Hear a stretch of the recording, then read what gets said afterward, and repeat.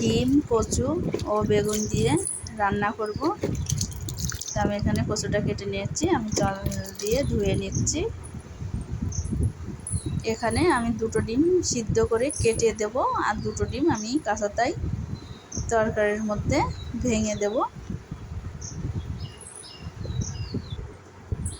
তো কচুটা আমি একটু সিদ্ধ করে নিয়েছি, আর বেগুনগুলো কেটে নিয়েছি। কড়াই বসিয়ে দিয়েছি, কড়াই গরম হয়ে গেছে, আমি তেল দিয়ে দিচ্ছি। কড়াইতে দিয়ে দিচ্ছি 5 ফোড়ন, 2টো থেতো করা এলাচ। এবার আমি কচুগুলোকে ভেজে নেব।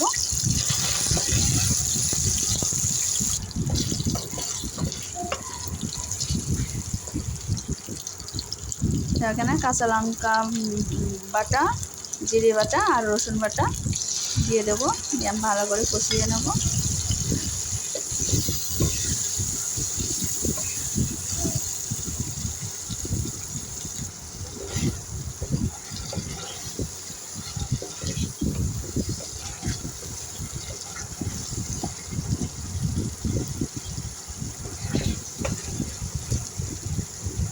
আমি খুব ভালো করে কষিয়ে নিলাম। আমার ভালো করে কষানো হয়ে গেছে। এবার আমি ধনিয়া গুঁড়ো, জিরে গুঁড়ো, লবণ আর হলুদের গুঁড়োটা দিয়ে আমি আরও ভালো করে কষিয়ে নেব।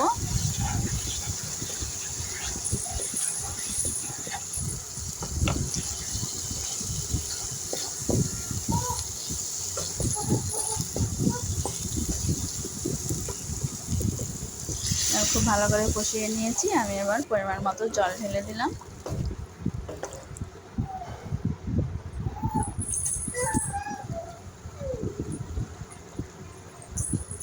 আমার তরকারির ঝোলটা ফুটে গেছে, আমি বেগুনগুলো তুলে দিচ্ছি।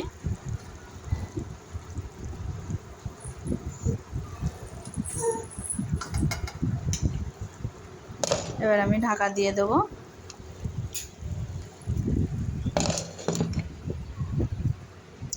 আর এই যে আমি সিদ্ধ করা 2টো ডিম কেটে নিয়েছি। এইভাবে ডিমগুলো আমি কেটে নিয়েছি সুতো দিয়ে, সুতোর সাহায্যে কাটলে পরে খুব সুন্দর করে কাটা হয়।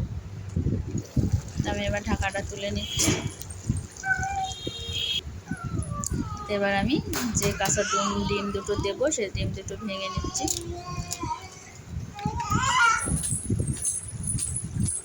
আমি ডিমটা দিয়ে দিচ্ছি। ডিমটার কুসুমটা গলে গেছে।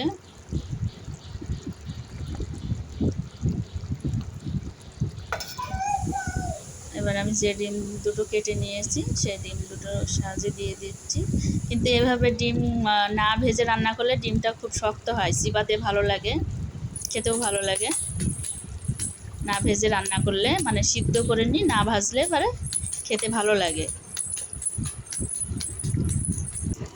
আমি ডিমগুলা দিয়ে দিয়েছি। আমি আর একটু ঢেকে দেবো, আর একটু বলতে আর 10 মিনিট ঢাকা দিয়ে রাখবো।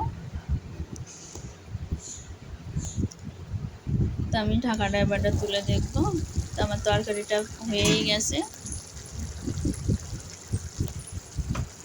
তো আমি গ্যাসটা অফ করে দিলাম, তরকারিটাকে নামিয়ে নেব। তো আমি এভাবে রান্না করেছি, আলু, বেগুন, কচু, বেগুন আর ডিম দিয়ে। আমার মিষ্টি বন্ধুরা, আপনারা সবাই ভালো থাকুন, সুস্থ থাকুন।